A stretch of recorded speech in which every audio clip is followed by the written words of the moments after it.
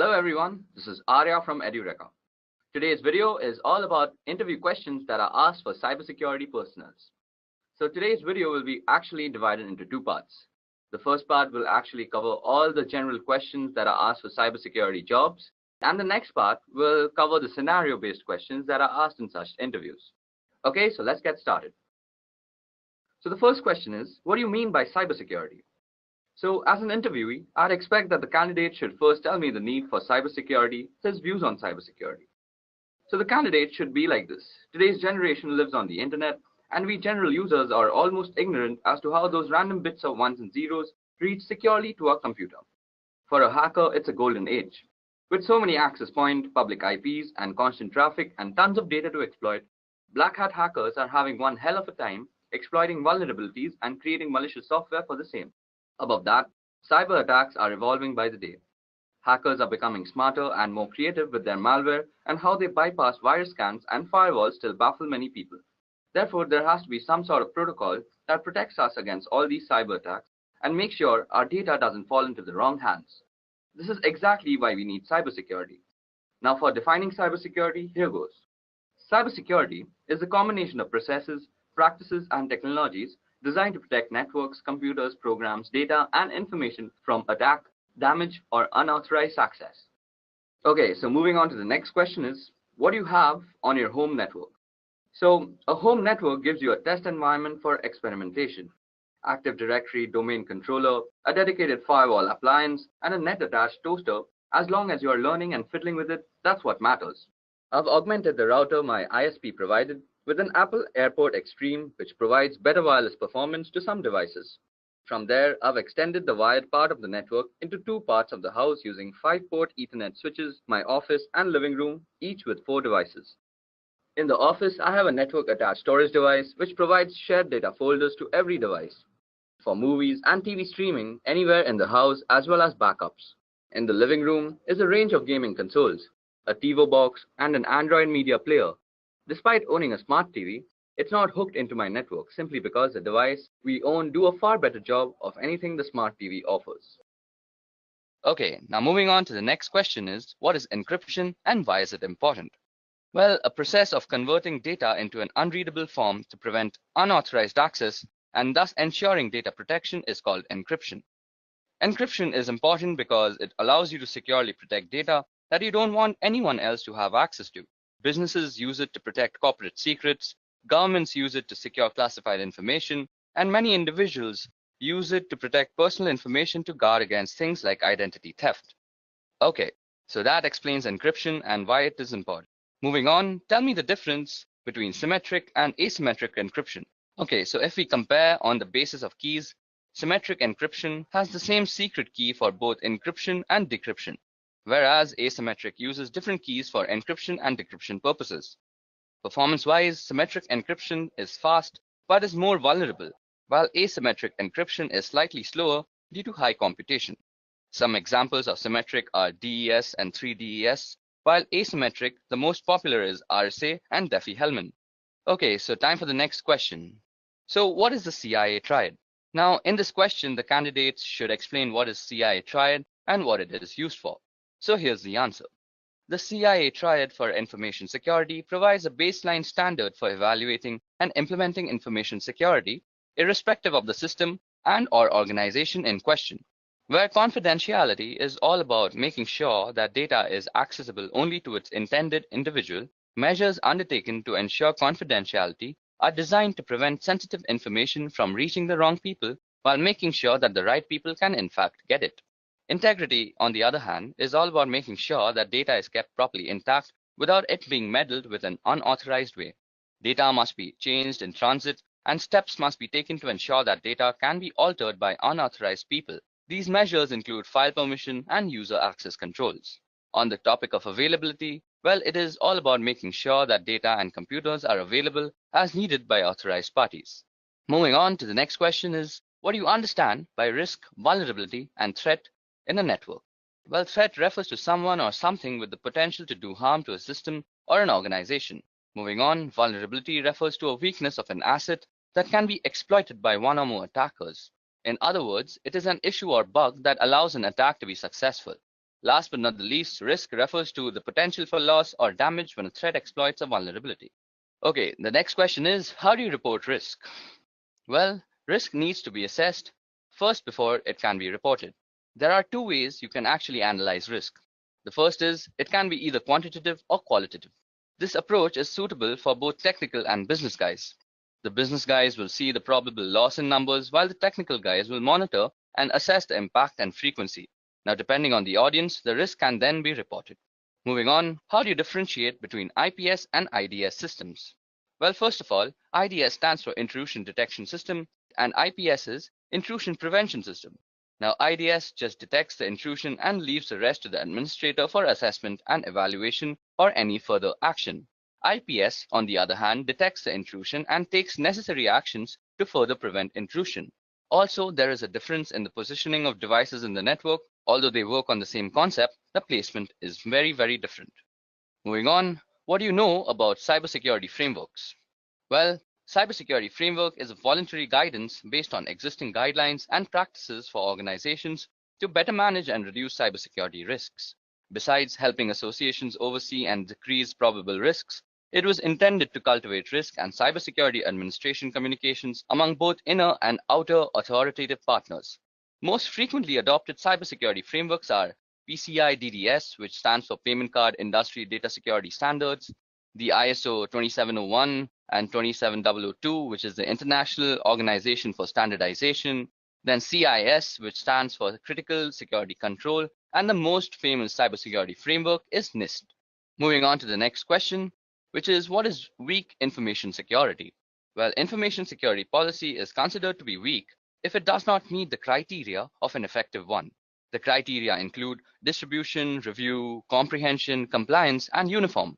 Information security is weak if the policy has not been made readily available for review by every employee within an organization, or the organization is unable to demonstrate that the employees understand the content of the policy document. This is when an information security is considered weak. Moving on to the next question is, what's the better approach of setting up a firewall? Okay, so following are the steps you should take to configure your firewall. The first is a username and password. Modify the default password for your firewall device. Next is the remote administration, which will disable the feature of remote administration from the outside network. Then comes port forwarding. For certain applications to work properly, such as a web server or FTP server, you need to configure appropriate port forwarding. Next comes the DHCP server, which is installing a firewall on a network with an existing DHCP server will cause conflict unless the firewall's DHCP server is disabled. Then is logging. Now, in order to troubleshoot firewall issues or potential attacks, you want to make sure to enable logging and understand how to view the logs. Last but not the least, we need to actually go through the policies. Now, if you want to have solid security policies in place, make sure that your firewall is configured to enforce those policies. Moving on to the next question is, can you explain SSL encryption? Now, SSL stands for Secure Socket Layer, and it is a protocol which enables safe conversation between two or more parties. It is designed to identify and verify that the person you are talking to on the other end is exactly who they pretend to be. We also have HTTPS, which stands for Hypertext Transfer Protocol Secure, which is actually HTTP combined with SSL, which provides you with a safer browsing experience with encryption. So this is a very tricky question, but SSL wins in terms of security. Moving on, which one is more secure, SSL or TLS? Well, SSL is meant to verify the sender's identity, but it doesn't search for any more hazards than that. SSL can help you track the person you are talking to, but that can also be tricked at times. TLS is another identification tool just like SSL, but it offers better security features. It provides additional protection to the data, and hence SSL and TLS are often used together for better protection. Moving on, what are salted hashes? Well, salt is actually random data. When a properly protected password system receives a new password, it creates a hash value of that password and adds a random salt value. Then the combined value is stored in its database. This helps defend against dictionary attacks and known hash attacks. Example, if someone uses the same password on two different systems and they are being used using the same hashing algorithm, the hash value would be same. However, if someone of the system uses salt with the hashes, the value will be different. Moving on to the next question, which is, how can identity theft be prevented? Okay, so the following steps can be ensured to actually prevent identity theft. First of all, ensure a strong and unique password. Secondly, avoid sharing confidential information online, especially on social media. Third, shop from known and trusted websites only. Fourth, use the latest version of the browsers. Fifth, install advanced malware, spywares, and tools. Next, use specialized security solutions against financial data and always update your system and software. And last but not the least, always protect your social security number. Now, moving on to the next question is how can you prevent a man-in-the-middle attack? Okay, so an MITM attack happens when communication between two parties, that is systems, is intruded or intercepted by an outside entity. This can happen in any form of online communication, such as email, social media, web surfing, etc. Not only they are trying to eavesdrop on your private conversation, they can also target all the information inside your devices, and the outcome could be pretty catastrophic. So the first method to prevent this attack would be to have encryption, preferably public key encryption between both the parties. This way, they both will have an idea with whom they are talking with because of the digital verification. Secondly, to prevent this, it is best to avoid open Wi-Fi networks, and if it is necessary, then use plugins like HTTPS, force TLS, etc. Moving on to the next question, which is state the differences between encoding, hashing, and encryption. Okay, so the purpose of encoding is to transform data so that it can be properly and safely consumed by a different type of system. That is, example, a binary data being sent over email or viewing special characters on a web page. The goal is not to keep information secret, but rather to ensure it's able to be properly consumed. Examples include ASCII, Unicode, URL encoding, and base64. Now, the purpose of encryption is to transform data in order to keep it secret from others. Example, sending someone a secret letter that only they should be able to read, or securely sending a password over the internet. Rather than focusing on usability, the goal is to ensure that data cannot be consumed by anyone other than the intended recipients. Examples include AES, Blowfish, and RSA. Now, hashing serves the purpose of ensuring integrity. That is, it makes sure that if something has changed, you know that some change has taken place. Technically, hashing takes arbitrary inputs and produces a fixed length of string. Example are SHA-3, MD5, which is now obsolete, and SHA-256, etc. Now, moving on to the next question, which is what steps will you take to secure a server? Now, secure server uses the secure socket layer protocol for data encryption and decryption to protect data from unauthorized interception. Here are 4 simple ways you can actually secure a server. So the first way is that you make sure that you have a secure password for your root and administrator user. The next thing you need to do is to make new users on your system. These will be the users you'll use to manage the system. Step 3 is remove remote access from the default or root administrator accounts. And the last step is to configure your firewall rules for remote access. Okay, so the next question is what is a DDoS attack and how is it mitigated? Okay, so DDoS stands for Distributed Denial of Service. When a network is flooded with large number of requests, which is not recognized to handle, making the server unavailable to the legitimate request senders. DDoS can be mitigated by analyzing and filtering the traffic in the scrubbing centers, and the scrubbing centers are centralized data cleaning stations wherein the traffic to a website is analyzed and malicious traffic is removed. Okay, so the 20th question is, why do you need DNS monitoring? The domain name system allows your website under a certain domain that is easily recognizable, also keeps the information about other domain names. It works like a directory for everything on the internet. Thus, DNS monitoring is very important since you can easily visit a website without actually having to memorize their IP addresses. DNS has an important role in how end users in your enterprise connect to the internet. Inspecting DNS traffic between clients' devices and your local recursive resolver could be revealing a wealth of information for forensic analysis. DNS queries can reveal both botnets and malwares connecting to the CNC server. So this is why DNS monitoring is very essential. Moving on, what is a three-way handshake? The TCP three-way handshake in transmission control protocol is the method used by a device on a network to set up a stable connection over an internet protocol-based network. TCP's three-way handshaking technique is often referred to as the SYN, SYNAC, or more accurately SYN, SYNAC, and ACK because there are 3 messages transmitted by the TCP to negotiate and start a TCP session between 2 computers. Moving on to the next question is what are black hat hackers, white hat hackers, and gray hat hackers? So like all hackers, black hat hackers usually have extensive knowledge about breaking into computer networks and bypassing security protocols. They are responsible for writing malware, which is a method used to gain access to these systems. Their primary motivation is usually for a personal or financial gain, but they can also be involved in cyber espionages, protests, or perhaps just addicted to the thrill of cybercrime. Now, white hat hackers choose to use their power for good rather than evil. Also known as ethical hackers, white hat hackers can sometimes be paid employees or contractors working for companies as security specialists that attempt to find security holes via hacking. They employ the same method of hacking as black hats, with one exception, that is, they do it with permission from the owners of the system first, which makes the process completely legal. Now there comes grey hat hackers. As in life, they are grey areas that neither black nor white. Grey hat hackers are a blend of both black hat and white hat hackers. Often, grey hat hackers will look for vulnerabilities in a system without the owner's permission or knowledge. If issues are found, they will report them to the owner, sometimes requesting a small fee to fix the issue. Okay, now moving on. How often should you perform patch management? Well, patch manage should be done as soon as it is released. For Windows, once the patch is released, it should be applied to all machines not later than 1 month. Same goes for network devices. We should patch it as soon as it is released. And proper patch management process should be followed too. Question number 24. What do you know about application security?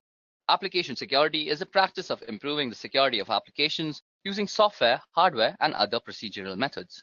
Countermeasures are taken to ensure application security, the most common being an application firewall that limits the execution of files or the handling of data by specific installed programs. Moving on to the next question, which is differentiate between penetration testing and software testing. Now, penetration testing helps identify and address the security vulnerabilities, whereas software testing focuses on functionality of the software and not the security aspect. A good penetration tester truly thinks differently than the other two. They don't care about the proper behaviors of the system or software, and they are crafty, looking for that one small chink of vulnerability that was not mitigated. And software security testers generally have a fair amount of crossover, as they usually know the full details of the system or software, and they know how it's supposed to properly behave when properly used, and they can test for a lot of the common end user misbehaviors. Moving on, when to use traceroute or traceroute. So traceroute is a command which can show you the path a packet of information takes from your computer to the one you specify. It will list all the routers it passes through until it reaches its destination, or fails to and is discarded. In addition to this, it will tell you how long each hop from router to router takes. Now, when you connect to a website, say howtogeek.com, the traffic has to go through several intermediaries before reaching the website. The traffic goes through your local router, your internet service provider's router, onto larger networks, and so on. Okay, so moving on to question number 27, which is tell me something about the common cyber attacks that plague us today. I'm going to be discussing 8 cyber threats. Firstly, it's malware. Now, malware is an all-encompassing term for a variety of cyber threats, including Trojans, viruses, and worms. Malware is simply defined as code with malicious intent that typically steals data or destroys something on your computer. Next is phishing. Now, phishing, often posing as a request for data from a trusted third party, phishing attacks are sent via email and ask users to click on a link and enter their personal data. Phishing emails have gotten much more sophisticated in recent years, making it really difficult for some people to discern a legitimate request for information from a false one. Phishing emails often fall into the same category as spam, but are more harmful than just a simple ad. Next is a password attack, and a password attack is exactly what it sounds like. That is a third party trying to gain access to your system by cracking a user's password, usually using some algorithm like brute force, dictionary attacks, or a software which is a keylogger. Next is a DDoS attack, and a DOS attack focuses on disrupting the service to a network. Attackers send high volumes of data or traffic through the network until the network becomes overloaded and can no longer function. Next is a man-in-the-middle attack, and a man-in-the-middle attack is an attack where somebody is impersonating the endpoints in an online information exchange. For example, if you're a banking online, the man in the middle would communicate with you by impersonating your bank and communicate with the bank by impersonating you. Next is drive-by downloads, and this is a malware which is actually implanted into a legitimate website, and a program is downloaded to the user's system just by visiting the site. It doesn't require any type of action by the user to actually start to trigger the download. Next is malvertising, and malvertising is actually malicious code which is hidden behind advertisements on websites, and it is also downloaded to your system without your knowledge. Last but not the least is rogue software, which is malware that masquerades as legitimate and necessary security software that will keep your system safe. Okay, so moving on to the next question is what are different OSI layers and what is the job of the network layer? Okay, so OSI or Open System Interconnection is a reference model for how applications communicate over a network. A reference model is a conceptual framework for understanding relationships, and the purpose of the OSI reference model is to guide vendors and developers so the digital communication product and software programs they create can interoperate and to facilitate a clear framework that describes the function of a network or telecommunication system. The 7 OSI layers are application layer, presentation layer, session layer, transport layer, network layer, data link layer, and the physical layer. Okay, so the network layer is actually used for controlling the operations of the subnet, and the main job of this layer is to deliver packets from a source to a destination across multiple links. Moving on to the next question, which is how would you reset a password-protected BIOS configuration? Now, since BIOS is a pre-boot system, it has its own storage mechanism for its setting and preferences. In the classic scenario, simply popping out the CMOS battery will be enough to have the memory storing these settings lose its power supply, and as a result, it will lose all its setting. Other times, you'll need to use a jumper or a physical switch on the motherboard. Still other times, you'll need to actually remove the memory itself from the device and reprogram it in order to wipe it out. The simplest way by far, however, is if the BIOS has come from the factory with the default password enabled, try the whole word password. Now for question number 30. What is cross-site scripting or XSS? Now XSS refers to client-side code injection attacks wherein an attacker can execute malicious scripts, also commonly referred to as malicious payload, into a legitimate website or web application. XSS is amongst the most rampant of web application vulnerabilities and occurs when a web application makes use of unvalidated or unencoded user input within the output it generates. By leveraging XSS, an attacker would exploit a vulnerability within a website or web application that the victim would visit, essentially using the vulnerable website as a vehicle to deliver a malicious script to the victim's browser. Now, what is data protection in transit versus data protection at rest?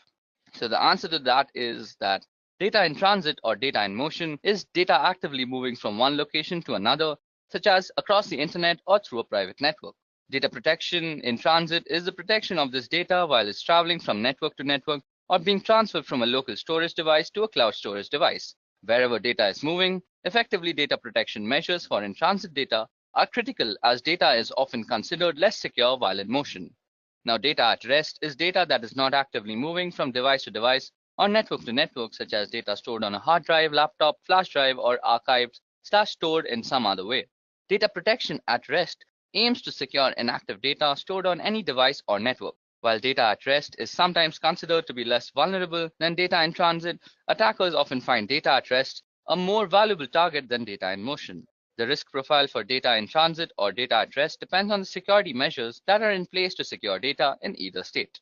Moving on to question number 32 is tell me the differences between cybersecurity and network security. Okay, so cybersecurity describes that the policies and procedures implemented by a network administrator to avoid and keep track of unauthorized access, exploitation, modification, or denial of the network and the network resources. Network security describes the process and practices designed to protect network, computers, programs, and data from attack, damage, or unauthorized access. In a computing context, security includes both cybersecurity and physical security. While cybersecurity is concerned with threats outside the castle, network security is worried about what is going on within the castle walls.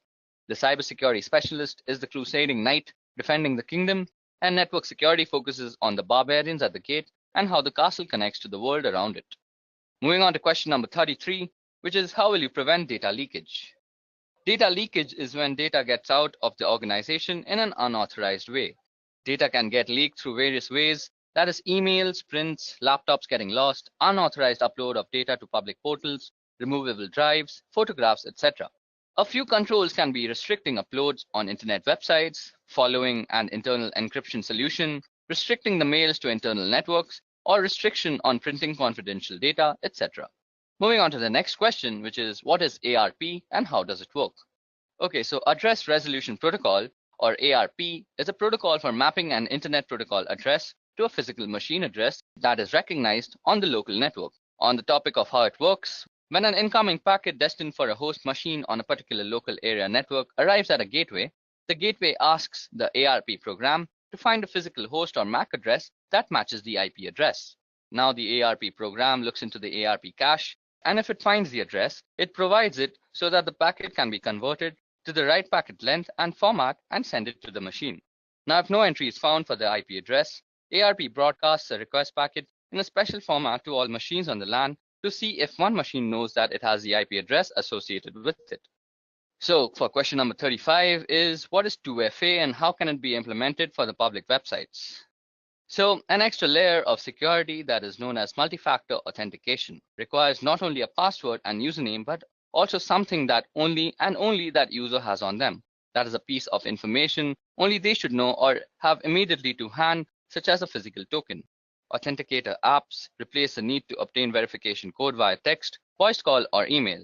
For example, to access a website or web-based service that supports Google Authenticator, the user types in their username and password. That is a knowledge factor. Okay, now time for question number 36, which is, what techniques can we use to prevent brute force login attacks?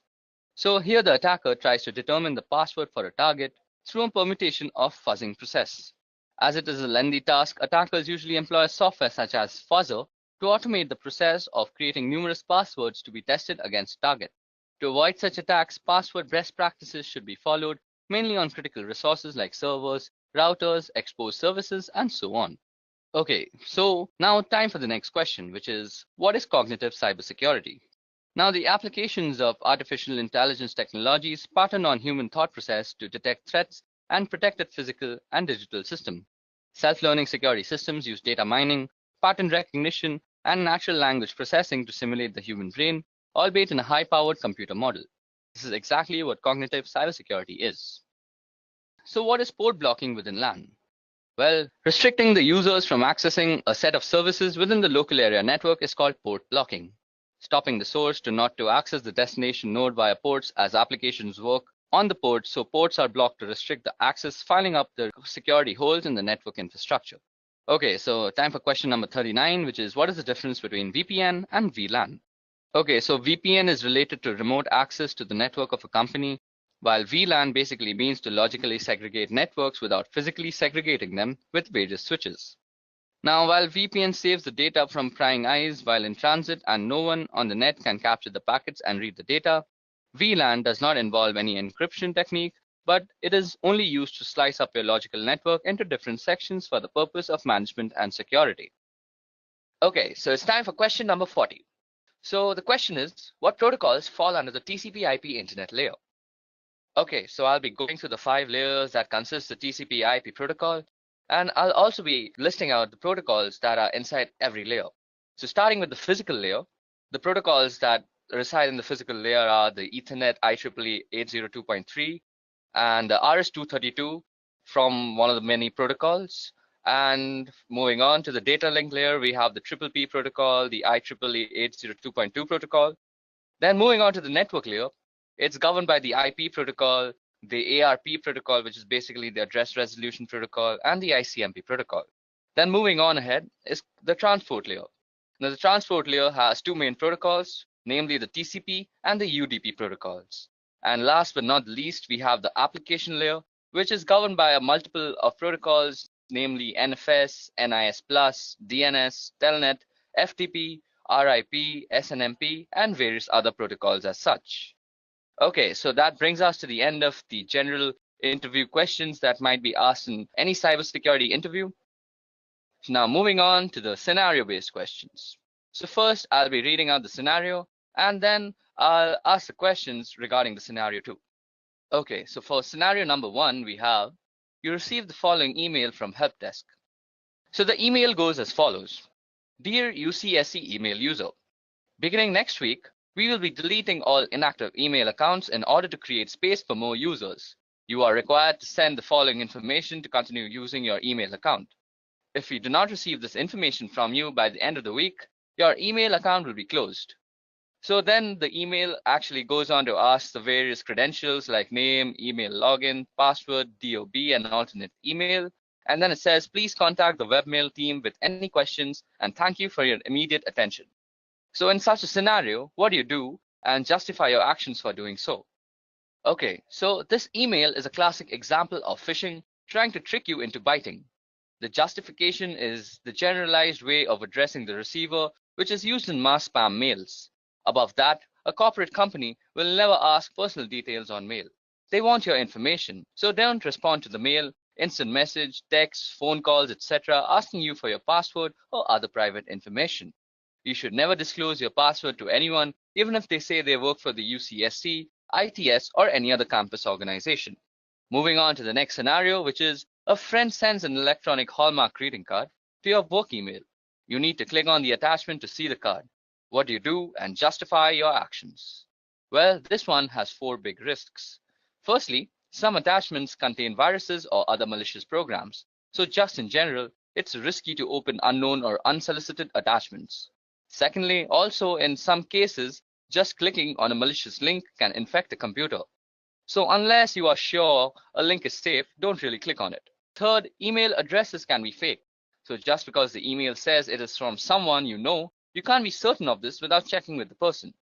Fourth, finally, some websites and links look legitimate, but they're really hoaxes designed to steal your information. So what we have to do is actually not click on the email and actually ignore it completely. Moving on to the next scenario, which is one of the staff members in ITS subscribes to a number of free IT magazines. Among the questions she was asked in order to activate her subscriptions, one magazine asked her for a month of birth, a second asked for a year of birth, and a third asked for her mother's maiden name. What do you infer is going on in this situation and justify? Well, all 3 newsletters probably have the same parent company or are distributed through the same service. The parent company or service can combine individual pieces of seemingly harmless information and use or sell it for identity theft. Then it is even possible that there is a 4th newsletter that asks for a day of birth as one of the activation questions. Often questions about personal information are optional. In addition to being suspicious about situations like the one described here, never provide personal information when it is not legitimately necessary or to people or companies you don't personally know. So now time for scenario number 4. Well, in our computing labs and departments, print billing is often tied to users' login. People log in, they print, and then they get a bill. Sometimes people call to complain about bills for printing they never did, only to find out that the bills are indeed correct. So what do you infer is going on in this situation and justify your inference? Sometimes they realize they loaned their account to a friend who couldn't remember his or her password, and the friend did the printing and thus the charges. It's also possible that somebody came in from behind them and used their account. Now, this is an issue with shared or public computers in general. If you don't log out of the computer properly when you leave, someone else can come in from behind and retrieve what you were doing and use your accounts. Always log out of accounts, quit programs, and close browser windows before you walk away from a general public computer. Now, moving on to scenario number 5, we have that we saw a case a while back where someone used their Yahoo accounts at a computer lab on a campus. She made sure her Yahoo account was no longer open in the browser window before leaving the lab. Now someone came in behind her and used the same browser to re-access her accounts. They started sending emails from it and caused all sorts of mayhem. So what do you think might have gone wrong here? Well, the first person probably didn't log out of her account, so the new person could just go into the history and access it. Secondly, another possibility is that she did log out but didn't clear her web cache. This is done through the browser menu to clear pages that the browser has saved for future use. Time for scenario number 6 now. Okay, so 2 different offices on campus are working to straighten out an error in an employee's bank account due to a direct deposit mistake. Office number 1 emails the correct account and deposit information to office number 2, which promptly fixes the problem. The employee confirms with the bank that everything has indeed been straightened out. So what is exactly wrong here? Well, account and deposit information is sensitive data that could be used for identity theft. Sending this or any kind of sensitive information by email is very, very risky because email is typically not private or secure. Anyone who knows how can access it anywhere along its route. So as an alternative, the 2 offices could have called each other or worked with the ITS to send the information in a more secure fashion. Okay, moving on to the next scenario, which is the mouse on your computer screen starts to move around on its own and click on things on your desktop. What do you do in such a situation? A. Call your coworker over so they can see. B. Disconnect your computer from the network. C. Unplug your mouse. D. Tell your supervisor. E. Turn the computer off. F. Run an antivirus. Or G. All of the above. So we have to select all the options that apply in this situation. So the options that apply are B and D, which is basically disconnect your computer from the network and tell your supervisor. So this is definitely suspicious. Immediately report the problem to your supervisor and the ITS support center. Also, since it seems possible that someone is controlling the computer remotely, it is best if you can disconnect the computer from the network and turn off wireless if you have it until help arrives. If possible, don't turn off the computer. Okay, time for scenario number 8. So below are a list of passwords pulled out of a database. Now, which of the following passwords meet the UCSC's password requirement? Okay, so the third password, which is option number C, is the only one that meets all the following of the UCSC's requirement. It has at least 8 characters in length. It contains at least 3 of the following 4 types of characters, which are lowercase characters, uppercase characters, numbers, and special characters. And not a word is preceded or followed by a digit. So it's the third option which is correct in this situation. Moving on to the second last scenario we have for today is you receive an email from your bank telling you there is a problem with your account. The email provides instructions and a link so you can log in to fix your account and fix the problem in doing so. So what should you do? Well, we have to delete the email, and better yet, use the web client that is Gmail, Yahoo Mail, etc. and report it as spam or phishing and then delete it. Any unsolicited email or phone call asking you to enter your account information, disclose your password, financial account information, social security number, or any other private or personal information is suspicious, even if it appears to be from a company you are familiar with. Always contact the sender using a method you know is legitimate to verify that the message is indeed from them. Okay, so it's time for our last scenario of the day, which is a while back, the IT folks got a number of complaints that one of our campus computers was sending out Viagra spam. They checked it out and the reports were true. A hacker had installed a program on the computer that made it automatically send out tons of spam email without the computer's own knowledge. So how do you think the hacker got into the computer to set this up? Well, this was actually the result of a hacked password. Using passwords that can be easily guessed and protecting your password by not sharing them or writing them down can help to prevent this. Passwords should be at least 8 characters in length and use a mixture of uppercase, lowercase letters, and numbers and symbols. Even though in this case it was a hacked password, other things could possibly lead to this are that out-of-date patches and updates, the lack of an antivirus software or an out-of-date antivirus software, or clicking on an unknown link or attachment, or downloading unknown or unsolicited programs onto your computer. Okay guys, so that was it for the session on cybersecurity interview questions. If you all have any questions regarding any of the questions that were discussed here, please put a comment down below. If you all also want the PowerPoint presentation that's shown out here, you all can also comment for that. And if you all want any other cybersecurity related specific interview questions, please do comment for that. I'll make a video on them soon. That's it from me. Goodbye.